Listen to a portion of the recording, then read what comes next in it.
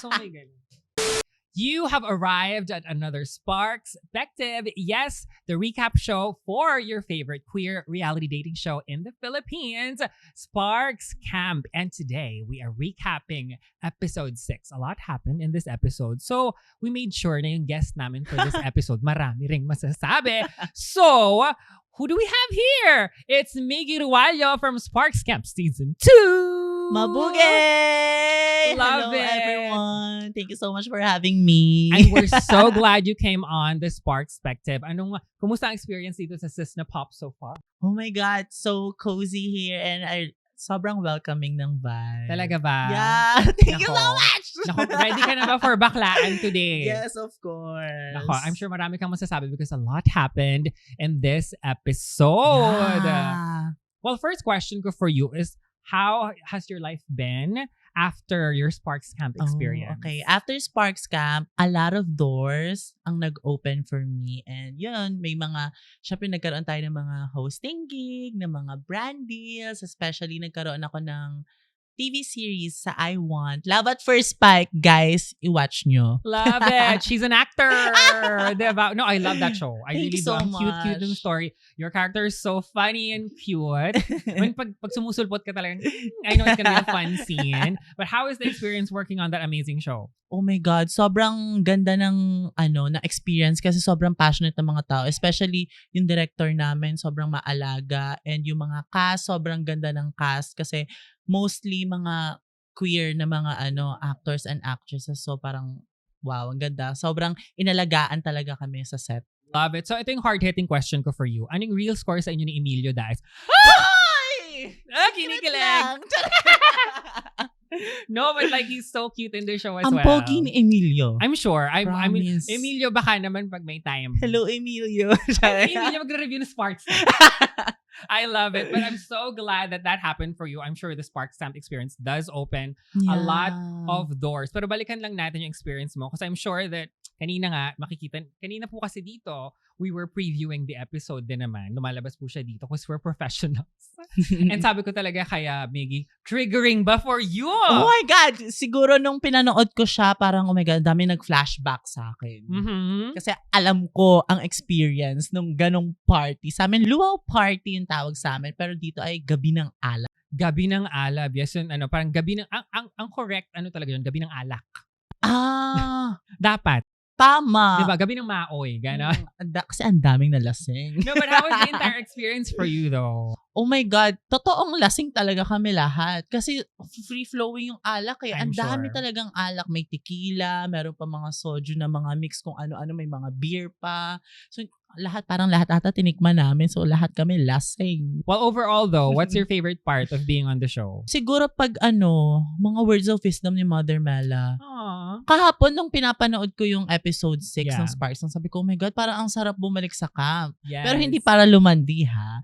Para lang makinig kay Mother Mela sa mga advices niya. Kasi parang hard-hitting talaga minsan yung mga sinasabi niya eh. And dito though, I think Pipoy, and all of them actually, even off-cam, sinasabi na talaga ng fountain of wisdom si Mother Mela talaga, which is great. And you mentioned that, but also, I remember one of my favorite moments of you sa season 2 was nung tinawag ni Pipoy na Mother Mary si Mother Mela. Kasi yung mukha mo talaga, huh? That was so funny. Ano nangyari doon? First moment of truth. Yes. Tapos, di ba si Pipoy siguro, language barrier. Right. Kasi Bisaya siya, siguro nag-ramble siya for words. Yeah. Tapos, imbis na Mother Mary, Mother Mary yung sinabi. Uh-huh. So, parang kami sobrang seryoso nung pinag-uusap. Tapos, sabi, Mother Mary. Patingin akong gano'n kay Pipoy. Tapos yun, nakagalpak kami lahat sa set. Yeah. I think for a short time, naging meme yung gano'n. Oo. Sa Twitter because it was so funny. Kasi talagang nakakatawa na yung Mother Mela. Mother Mary ni Pipoy. But then all of your reactions were also so funny. Taga-react lang tayo. Diba? doon. Yes. Katulad na, we're gonna react to the episode. But that also goes to show how fun the show is. And this episode was really, really wild. Oh my God, yeah. Kumusta But naman not as wild sa amin. Nako, alam mo, yung pinag-uusapan din namin dito, when I talk about it with the other campers, is may sariling vibe each season. Yeah. Like, talagang parang rediscovery yung first season. Discovering yourself, knowing who you are. Season 2 is a lot more playful. Yeah. Mas a lot more energetic. Season 3 talagang desire, romance, 'di ba? And parang kitang-kita dito sa episode na to. But overall, Yeah. do you agree parang is season 3 for you a very sexy season? Yeah, season 3 talaga very, love talaga. Mahal-mahalan nga in words of Harold. Yes, 'di ba mahal-mahalan sila for this episode. But aside Mm. from that, do you think na talagang especially with the makeup of this cast, possible yung mga very malagkit na attraction? Hala, oh my God, oo. Yung spa date pa lang nung dalawang, si Joelle and Edward. Sobrang, grabe, ang lagkit talaga. Yung word na lagkit, parang very, grabe, intimate. Kulang na lang, mag-kiss na lang talaga sila all the way. I mean, they tried. But si Edward parang, Parang, no, it's too early. Alam mo kung sino hindi nahiyado? Si Callie and Andrew nung pool date nila. Oo. Talagang, ganon. Also, I want to ask you about kung sino out of the campers yung parang kind of favorite mo this season. Oh my God! Ang favorite camper ko for season 3 ay very controversial. Very polarizing. Lalo na ngayon, si Kim. I like Kim! Nako, alam mo. Ako din. I think I said episode 1 pa lang, Kim. Although, to be totally fair, parang medyo na-bother ako sa episode niya. Actually, yeah. Pero nung lately, yung mga past episodes, parang nag-gravitate ako kay Julio. Grabe si Julio. Bakit walang I nagbibigay agree. ng sparks kay Julio? Naiinis ako sa mga season 3 campers. Julio na yun eh. I know, he's such a daddy. Yeah, tsaka sobrang napatweet nga ako kagabi. Sabi ko, very eloquent ni Julio. Lalo na Right. nung last na moment of truth. Ang galing niya magsalita. Yeah, I think he's very good with understanding his emotions and then sharing that with others. Mahirap yun ah. It's not a skill that everyone has. So yeah, and that's very attractive. Diba? Super attractive. So Julio, sa totoo lang isusulo ko na may possibility that he might be sitting on this couch with me soon. Wow, totoo. So, ididibs ko na siya. Charing! Nakapagagawan dito. Sparks Cup din pala. Anyway, let's get into episode 6 dahil nga marami nangyari. Like I said, let's get into it. And I also want to compare, I guess, your experience to the experience this season. The first thing that I want to talk about is yung burning sparks twist. Kasi nag-reveal na sila ng sparks at the beginning of this episode. So, ang question ko sa'yo is, how would it have factored in sa season nyo kung may ganun na? Actually, may 2 sparks giving din sa Yes. season namin. Pero, ang in-indicate lang ni Mother Melanon is, bibigyan kami ng 2 sparks para sabihin na, I like you and I Yes. like you. So, Yes. in a way, siguro for season 3, siguro same lang din yung yung purpose nun. Mas nabigyan lang ng specific na name for that. Burning sparks and regular sparks. Yun. Yes, diba? I do understand the addition kasi parang feeling ko throughout the first few episodes, yung mga pairings are very solid. Oo nga. Diba parang ang loyal nila sa isa't isa? What did you think of Oo. that early on? Oh my God, hindi nila masusurvive yung season 2 kapag ganun sila. Kasi, ang dami talaga nagpapalit-palitan Correct. ng partners nung sa season namin. Oh my God, hindi nila masusurvive yung season 2. Yes, yung season nyo talaga Rigodon de Honor. This Oh. season, diba? Very Rigodon. Diba? Parang nagugulat na ako every episode. Bakit sila na nag-uusap? Oo. Dito parang for a few episodes is the same Mm. couples. But parang nag-iba siya in this episode. Diba? Yeah. But how do you think yung ganung factor din as someone who struggled with sparks throughout their experience, ano yung sa tingin mong nangyayari sa mga campers when that twist was revealed? Okay, so alam mo kasi may may freedom din talaga yung mga campers para mag-explore. So hindi ko talaga masisisi kung yung ibang mga campers nagpapalit-palitan, nagrigodon kasi may freedom sila and hindi naman porket na kayo yung nag-match, kayo-kayo lang talaga. So parang nagigets ko yung mga sinasabi nung ibang mga campers, especially sa season namin na nagagalit kasi papalit-palit daw. Parang, girl, dating show to. Hindi naman pwede mag-stick to one, lalo na kapag may nakakita ka ng something na interesting sa ibang campers. Yeah, and I think in one of the previous Spark Spectives, nabanggit din na parang it's a very fluid experience. Like you're allowed to turn someone down, you're allowed to change your mind about somebody, which reflects, the true dating experience, especially for us queer Oo. people. But what do you have to say to that? Yung fluidity of everything. Kasi, 'di ba, once may ma-spot ka na kunwari medyo red flag, 'di ba may time na parang bibitawan ko na siya Yes. kasi maybe may someone pa na mas better. So parang in a way parang ganun din yung experience sa camp eh. Kapag may nakita, parang interesting to kasi mas natagal mo siya nakasama tapos parang may nakita ka ng may potential na okay to yung ugali niya. So pwede ka dong pumunta. Also, marami kang madidiscover. Like, it's a speed Oo. dating process, but you get to Mm-mm. know them a little bit more. Not ka every day, every hour. You learn Diba? something new about them. And I'm sure nadala mo rin yan in real life. I'm sure after the Mhm. experience. You're in a relationship now. Yes po. Yes, happily. Of course. Yes. Kumusta naman? How was dating after the show for you? Syempre nung nasa show, 'di ba? Syempre pag habang airing pa yung show, syempre bawal pa lumandi kasi baka ma-spoil na. Wala siyang Oo wala nga. siyang. So parang naghintay talaga ako. Ang tagal ko naghintay kahit alam ko namang olats ako dun sa show. Ang tagal ko naghintay. Ang dami kong mga di mo na ina-entertain na guys. So after ng airing, talaga nga naman. Gumanon tayo. Yes! So, Ako, you yun. deserve it naman. Thank diba? you. Tsaka na-realize ko mismo mo ha. Yes. Sa camp lang pala ako laos. Pero in real life, oh my God, ang popogi ng mga Corona. Diba? So, Spark Slam Season 2 campus really fumbled. O hindi, kasi I think that's also one of the things of yung mga na-criticize, diba? The show was continuously criticized for the portrayal of, certain yung mga non-conventional queers like us.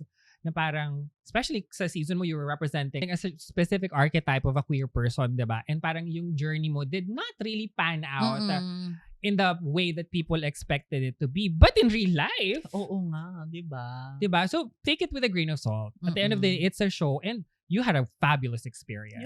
Tsaka nila-respect ko naman kung hindi naman nila ako yung type nila, diba? Yeah. Kasi at the end of the day, very reality show.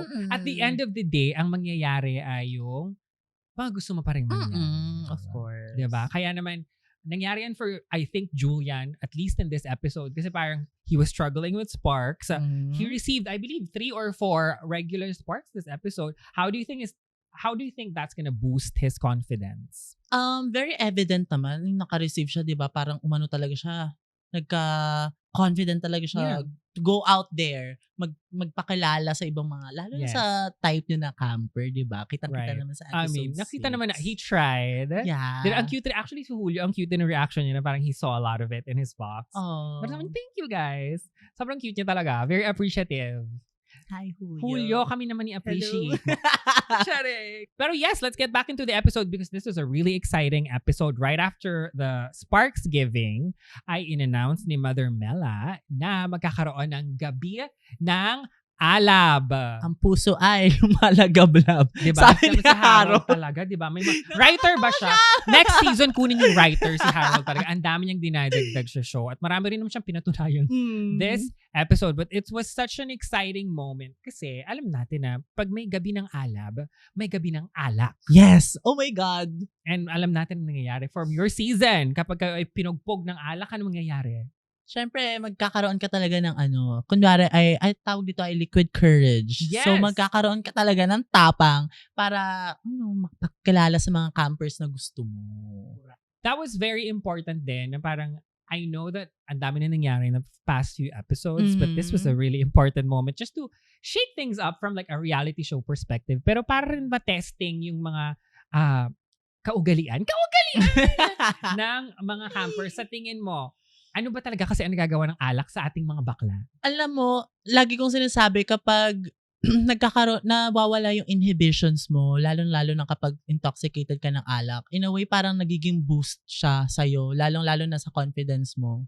Yeah, so maraming talagang, may mga na-boost dito. Hindi ko alam kung confidence ang na-boost. Ego. Pero ego, di ba? Moral. Di ba? Ang dami talagang na-boost. Baka credit score. No, but this was a very interesting episode. And we're gonna go through it one by one by the challenge that Mother Mela gave them. Kasi nag-iwan si Mother Mela ng liham ng mga dares na warm, hot, and blazing. Are you ready to get into it with me, Miggy? Yes, Mother Mom. Mother Momo. Leave it up to Mother Mela talaga para may paandar pa rin kahit wala yung presence niya doon, diba? Yeah. So let's see kung ma-handle ng campers natin yung dares na nakakategorize into warm, hot, and blazing. Parang yung truth or dare, no?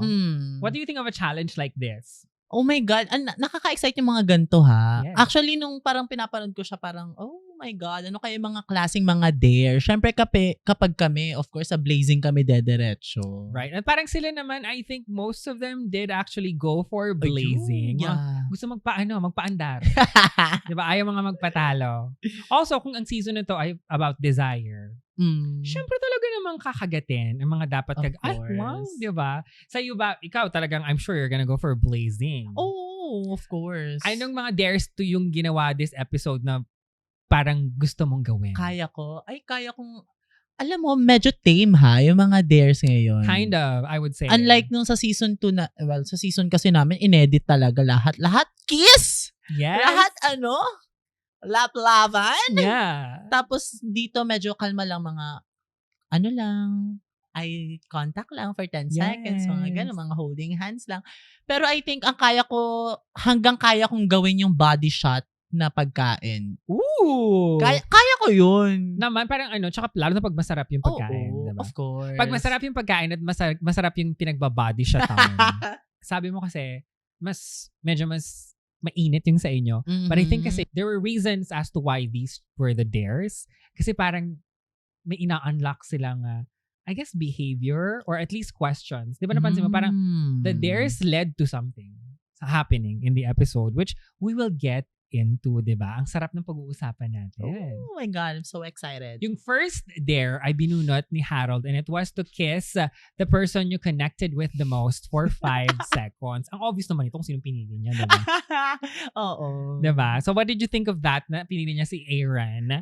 Sabi ko nga, di ba, parang napag-usapan natin na very solid na yung mga pairings from the get-go, from episode 1 hanggang ngayon. Sobrang solid na. So parang hindi na siya sa akin surprising. Yeah. Actually, I was hoping na palitan niya. Para lang may twist. Yes, para diba? may twist. And I was waiting for a twist then from them. But at the same time, kung hindi sa kanila nanggaling sa ibang campers. Oh. We will get into that later. Pero alam mo, ang napansin ko lang, dahil nga ang solid nila, super cute nila the entire episode. Kasi parang tunay na couple sila na nagkakagulo yung buong. May sarili silang mundo. Yes, they were just judging everyone else. Parang silang sila. tunay na couple. Dagdag ko lang, sobrang tawang-tawa ko nung nag-kiss yung dalawa, si Harold tsaka si Aaron, kasi hindi gumagalaw yung lips nila. Oo nga. Ganun. Sabi ni Aaron, sabi niya, ang boring. Totoo nga, nung pinapanood ko, grabe, parang gaganon lang yung lips nila ang dalawa. Yes. Ganun ba yun? Parang ganun lang. Ganun lang, parang hindi gumagalaw. Siguro baka, hindi ko alam kung na-awkward sila or hindi nila alam na pwedeng medyo maglaplapan ng very, very light. Kasi sa perspective ng audience, parang ang awkward panood, hindi gumagalaw yung lips. You know what it reminded me of? Yung challenge nyo from the previous season na yung card sa gitna. Yeah. Parang ganun without the card. Oo, may invisible card Oo, lang. di ba? Let's move on to the next dare. Binunot naman ito ni Kim. And yung kay Kim naman, it's a little, medyo bland ba siya? Ano masasabi? Pero parang it was eye contact lang with a person na feeling mo attracted sa'yo for parang ilang seconds, 10 seconds yata yun. Yun nga, solid din yung pairing. Pero sana, I was hoping na sana si Kim, since parang nagkaroon siya ng slight connection with Julio, akala ko si Julio rin pipiliin niya. Yeah, so I was thinking parang obviously Kim and Ants are very attracted to each other, but they're not as solid as Aaron and Harold. So inisip ko, baka naman may room siya for picking someone else. But he picked Ants. So baka indication yun sa tingin mo na medyo tumatalab or tumitibay ng attraction niya kay Ants? Pwede. No? Pwede. Well, seeing the reaction of Kim tonight. Kasi low-key maoy si Kim tonight. But we'll get to that later. But oh my God! Moving back to the dares. Julio was there to touch a body part of someone who, of another camper. And una, si Harold yung pinili niya at ang gusto niyang hawakan yung tuhod lang daw. Ano yun? Very tito. Pero physical therapist. Pero ano siya, very siguro tinitingnan na very respectful ang atakan ni Julio. Tapos yun, medyo naging wild. Nabuyo na nipples na lang daw. So parang nipples na lang daw. And Harold was very willing. Tsaka ang sarap daw, sabi ni ni Julio. Yes, I Sabi mean, niya, ang Harold ganda is a niya. really great body. But ano napansin ko from the past episodes kay Julio with the pairing of Harold and Aaron is para silang nagiging group. Throuple na ba ito? Oy, pero gusto sanang ibigay ni Julio yung Right. burning sparks niya kay Aaron, pero Yes. respect the bro code daw. Yes. Tapos parang, I think there was a previous episode pa na parang si Aaron, hindi ko alam kung nagpapaka-wingman siya o nagsistir the pot lang na parang, uy, inaano na si Kim ni Ants. Ganyan-ganyan. Wala ka bang gagawin? I remember that episode. So parang, may friendly something going on with Julio and the couple. Pero baka may throuple this season. Pwede din naman. I can see it. Can you see it? Yeah. What? What I love about this episode for Julio is para siyang nagkaroon ng rebirth. Kasi, diba, from last week na parang basag na basag siya. He used to have a spark, tapos biglang wala siyang spark. Bato yung nakuha niya. And then this episode, ang dami niyang sparks bigla. I think this is a great development for Julio. Ang sarap nun sa pakiramdam, Right? na ilang beses kang zero, tapos bigla kang nagkaroon ng spark. So parang nakaka-boost talaga siya. I can't wait, Julio, na mas mag-flourish pa yung journey mo sa Sparks Camp. Alright, let's move on to Julia na nag-deflect lang ng There. Why do you think he did that? I mean, I think Gabi ng Alab should be an opportunity. Feeling ko kasi, ang ano niya, syempre may parang target na kasi siya eh. So, unless na parang yun yung gawa niya sana ng dare, Yeah. hindi na lang niya ginawa. So, parang nag-shot na lang siya. That's what I was thinking. Na parang, if you actually have someone in mind, ito na yung chance mo, bakla. Ano na? Tapos parang dineflect niya. Pero he's very open about saying na torpe nga talaga siya kasi. But what do you, in a dating show, ano sa tingin mo yung place ng pagiging torpe?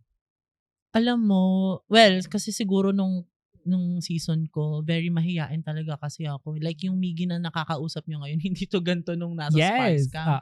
After Sparks Camp, doon ako parang na-enhance yung personality ko. So, in a way, yung pagiging mahiyain or pagiging torpe, alam mo, ang daming nami-miss na opportunity. Right. Oo. Ang daming times na pwede na sanang sunggaban ni Julian si Ants eh. Kung gusto niya talaga. Pero, ewan ko, ba't siya nag-hold back? Yeah, I mean, there was a moment nung night na yun na parang sinabi, loosen up. Loosen up. As in, sobrang stiff ni Julian. Yeah, very ano siya eh.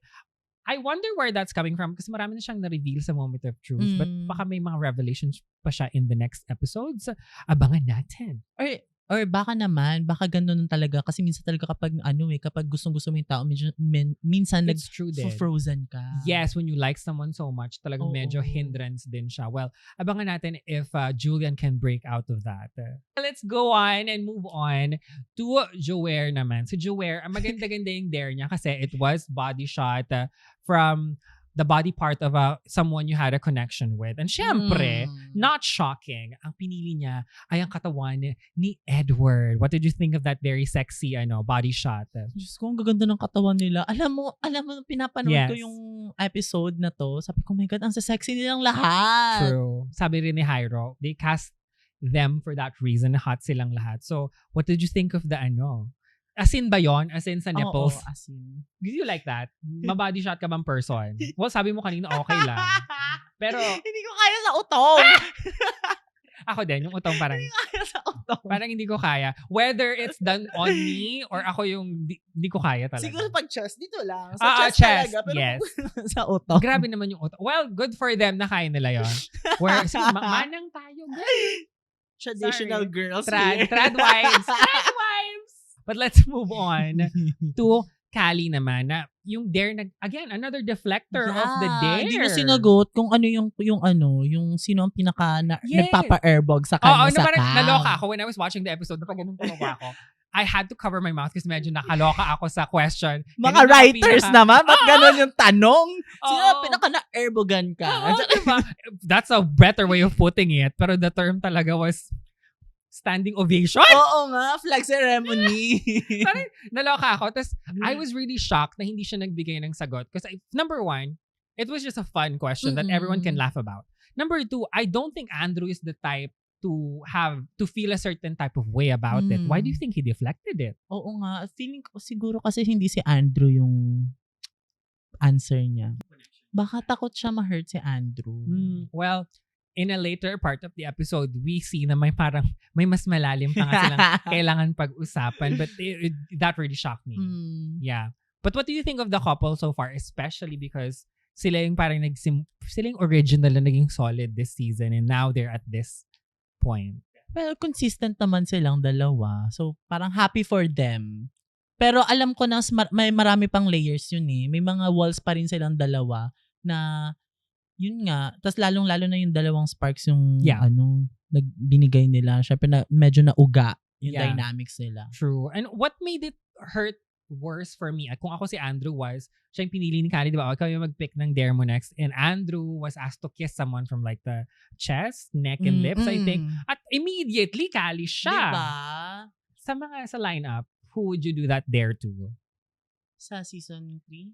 Yes, yung current season. Yung cheek, yung yes, yung oh Kisses God, Journey. Kisses Journey. Hello, nakakahiya. Secret.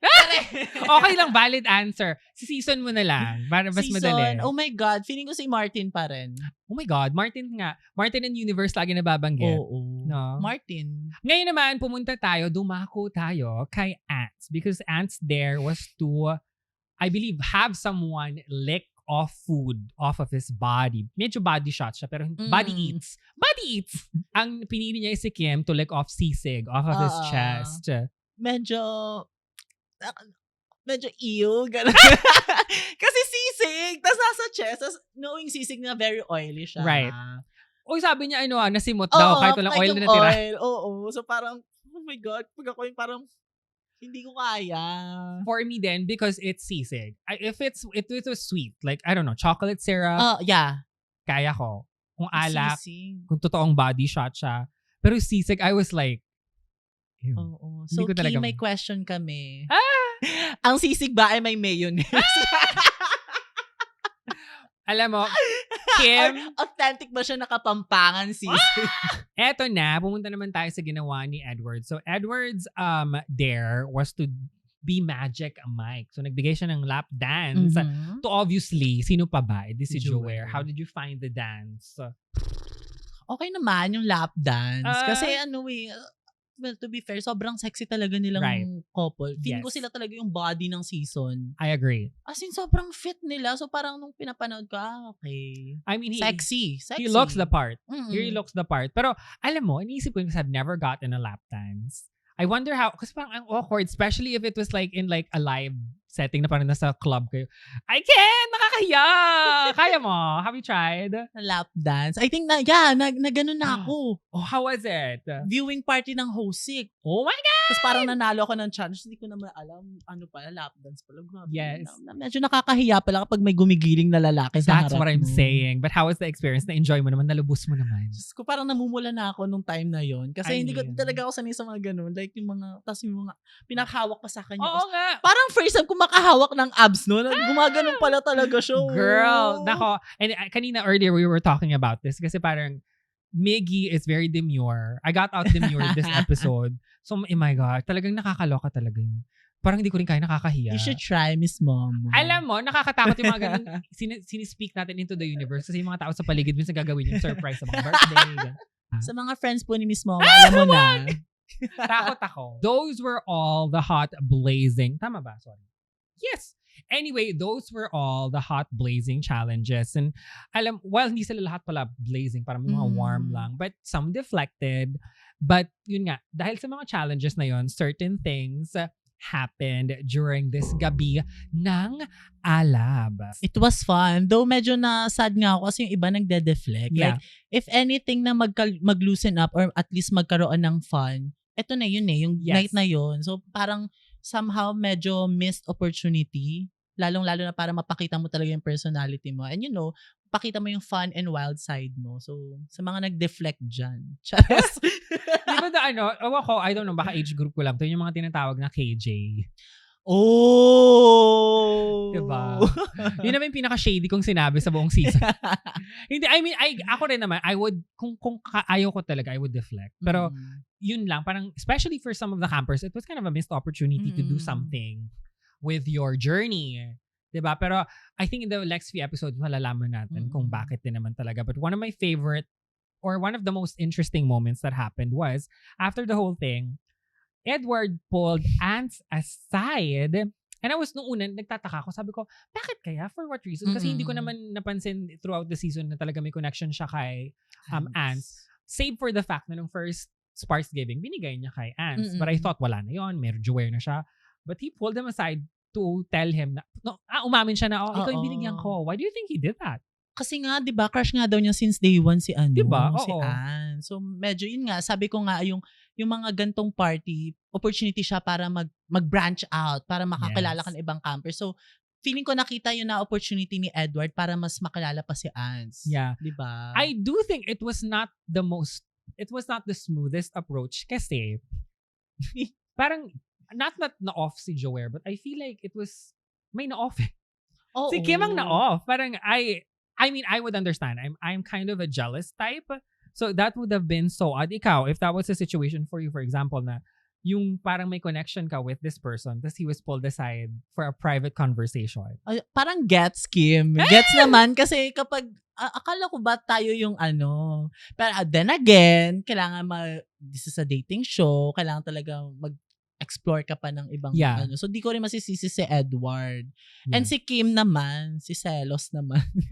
Si Selos, I know, we're gonna have to talk about that because, I mean, mukhang bias natin si Kim, but we did see kind of a new side to Kim this episode. Sa tingin mo, anong pinanggagalingan? Kasi for me, parang number one, Selos. Oo, Selos talaga. Kasi yun nga, kaya yung title is Mr. Sassy, The Unmasking. Yes. Kasi pala nakita yung sassiness ni Kim. Yes. So, grabe ang eye rolls ni Kim Bejerano sa episode. Yes. Gumaganon yung mata niya, 360 yung mata niya. Diba? I mean, I can totally relate again pag nagsiselos ka talaga. But medyo naloka ako sa mga nabitawang salita. Parang sabi ko, saan ito nanggagaling? Even Edward was a little shocked. Pero parang may sinabi si Edward, parang, where's this coming from? I think we know where it's coming from, girl. Diba? Parang you kind of pulled his man aside for a quick conversation. Tsaka nakakatawa kasi yung mukha ni Edward, parang tinatawa na lang niya, pero deep inside, parang alam mo nangangatog na siya. Yes. Kasi sabi niya, natakot talaga siya. Oo, kasi tinanong pa ni Kim na, anong zodiac mo? The Gemini. Two-faced bitch ka. Oh my God! So, nung pinanong ko, sabi ko, what the fuck? Oh my God. I was Kim! like, parang sabi ko, ano ba to? Sparks Camp Untucked? Oo, parang may ganun. Sabi ko, tapos yung mukha ni Edward, parang alam mo yung parang nag-face crack na siya. Yes. Tawa-tawa na siya, pero alam mo deep inside, parang, oh my God, ano ba itong ginagawa ko? Yes. Pero Kim, ang sinabi ni Kim was like, no, overwhelm ako sa'yo. You're giving too much for me. Something like that. So, do you agree ba na ganun si Edward? Yeah, kasi ano pa lang yung Dare pa lang, siya na yung parang Mother Mela doon. Host siya doon. Oh, as a host siya doon. So, and from pa lang, may mga pinakita mga previous clips, yung mukha ni Kim parang gumagano'n-gano'n na sa Yes, the side eyes. Oo, kasi, well, gets naman siguro kasi mas sila yung mas nakakaalam ng Right. Nung ano ba talagang nangyayari sa camp. So, siguro medyo A-word na si, Kim. Annoyed.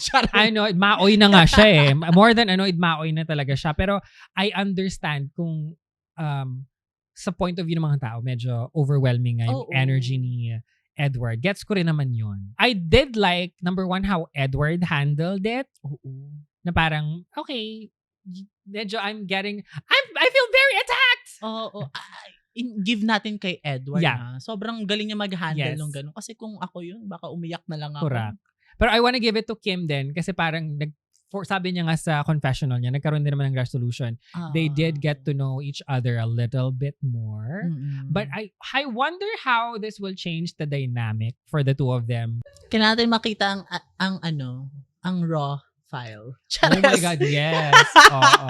Another thing that I loved about the episode was sumibat nga. Caught in the crossfires kasi si Ants. So he decided to maybe leave the conversation for a little bit and he found a little moment with Julian. I love na parang siya na nag-initiate. I think naramdaman niya rin naman kasi na Julian has been wanting to talk to him and he has just not been given the opportunity. I found it cute. Ako natatawa ako kasi lahat ng mga nangyayari, yung puksaan ni Edward and ni Kim for Ans, parang nabaliwala kasi si Julian nagkaroon ng chance kay Ans. Yes. So parang para saan yung pag-uusap nyo? Very poetic, diba? No? Oo. Tapos, and I don't know, si Ans kasi, diba, nag-uusap silang tatlo. Yes. Sobrang, di siguro kinaya ni Ans yung tension, kaya siya umalis. I mean, kung ako rin naman yun, girl. I would be like, the girls are Pero Girls ang ganda talaga. sana kung nag-ano siya. That would have been Tumagitna. attractive to me kung nag-referee siya. Parang a Diba? hot nun. for me. Siguro non-confrontational to si Ants. Kaya Ay, umalis. baka hindi natin alam. I'm very curious kung ano magiging latag ng next episode kasi parang of course they have to ruminate kung ano yung nangyari. I think the biggest moment for me of the night yung nangyaring exchange between Kali and Andrew na parang, did they break up? Hindi ko alam. Parang gusto naman maalam ni Kali kay Andrew eh. Diba? Kasi, yun nga, parang nagsisel. Alam mo, hindi ko magets yung mga campers. Lalong-lalo si Kali. Hindi ko alam kung sa alak ba, pero parang wala naman kasing choice si Andrew. Kailangan niya magbigay ng Right. dalawang sparks. Oo. Yun yung hindi ko maintindihan. Especially because I really was rooting for Kali. And I still am. Pero nung first few episodes talaga I was like, Team Kali, Team Oo. Andrew. I love the couple. Tapos super 180 for me yung nangyari. I don't know where that was coming from. Mm-mm. Kasi parang he kept saying na ayoko na ako yung second option. And at what point during this adventure did you feel like you were the second option? Hindi ko alam kung saan nanggagaling. Kasi Yes. sa kanya binigay yung burning sparks pa rin eh. Buti sana kung regular sparks yung binigay sa kanya. Pero burning sparks yung binigay Yeah. sa kanya. So, Kali, saan nanggagaling to? Kali, parang di ka naman nagkamali dati. Siya nga yung maling, di ba? I Si mean, Edward yun. Oo, mali. Oo nga pala. Oh my God, tama. Good Diba? point. Nagkamali ka nga ng paghulog ng Oo. spark mo before. Hindi, pero I'm gonna be straight up. That's very red flaggy. Yeah, ayoko nung, Yeah. ito, dediretsuhin ko na, Kali, ayoko nung pinakita mong behavior kay Yeah. Andrew. It was a little... Oo. But you know what? One time, if you're very comfy, let's have that conversation here on the channel. Our doors are always open. Now, I also like pala how Andrew responded to the situation. Kasi parang he was still trying to get at least a decent answer out of Kali. Pero parang nung hindi niya na makuha, parang sabi niya lang, I'm just pissed. I'm gonna have to go. Ang ganda nun. Parang Very mature. very mature way to Ang handle galing it. mang-handle ni Kasi for you ba, if you were in that situation, would you have reacted a different way? Well, knowing me, kapag mataas yung emotion ng isa, tataasan ko rin. So, baka fight talaga Yes, kami. diba? Fight. Ako, for me, I think that would have made me like emotional. Oo. Tsaka, Baka maiyak ako. baka nasampal kasi. Yeah. Saan talaga galing? Diba? So, I did like Andrew's demeanor Mm-hmm. dun sa situation na gan. Kasi mahirap yun, Mm-mm. Mahirap yun, especially in front of cameras. Yun mga nangyari this episode. Kumusta naman ang episode 6 for you, Miggy? Oh my God, ang ganda. Super love ko yung episode 6 kasi ang daming layers, ang daming pinakita ng mga campers na hindi nila pinapakita. Parang ito talaga yung episode na parang wala silang inhibition. Yes, thank you sa alak. Yes, thank you sa alak. Yes, but overall, sa tingin mo, how will this change the trajectory of the rest of the season? Oh my God, I can't wait kasi we know na ang dami palang mga sanga-sanga na Yes. possible na mga pairing. So, tingnan natin kung ano yung magiging diskarte ng campers para ma-secure ang kanilang mga final sparks. Yes, I mean sa season mo, di ba, Rigodon? Baka ito na yung Oo. Rigodon moment nila. Kaya nga, medyo late. Medyo late, but better late than never. Exactly. Wow, I love it. Well, thank you so much, Miggy, for Thank you this so chika. much. Thank you so much, Sparkspective, for having Yes. me. Sawadee ka. How was the Cisna Pop Sparkspective Ang experience? saya. Medyo nung pumunta ako dito, medyo kinakabahan ako. Baka wala akong Why? masabi. Baka wala akong masabi. Oh, so Pero, dami mong ano nasabi. naman, marami naman ako nasabi May kasi notes ka very, pa. very, very spontaneous and very, Yes. Chika. Chika. Buti na lang ngayon ako nawawala ng words. Diba? Oh, at pag nung parap na tayo. But Oo. no, you were great. You were fabulous. Demure, mindful, but still gorgeous and Thank you so fab. much. Okay, what's next for you? Where can we find you? Where can the people find you? Okay, what's next for me? Abangan po natin. Charing. Pero yun nga guys, please stream Love at First Spy exclusively on iOne. Syempre, isama na rin dyan yung Sparks Camp Season 3. Yes, kasi yung Sparks Camp cut sa I Want is longer. Director's Cut ako nanonood. Yes, diba? May hindi kami pinag-usapan na nandun sa Mm-mm. I Want. Miggy, on socials, how can It's they find just you? Miggy Rualio, lahat. And makikita, ang daming projects. Miggy Rualio. The busy siya. Thank you so much po. Thank you so much, Miggy. That was lovely. And that was another edition of the Sparkspective right here on Cisna Pop. At kung gusto nyo pa ng maraming Filipino pop culture content like reviewing TV shows, drag shows, at kung ano-ano pa, don't forget to like and subscribe para lagi kayong updated sa pop culture namin dito. Plus, makikita nyo pa ang magagandang faces namin dito sa channel. So please don't forget, and I'll see you on the next Sparkspective. My name is Momo. Kisses. Bye.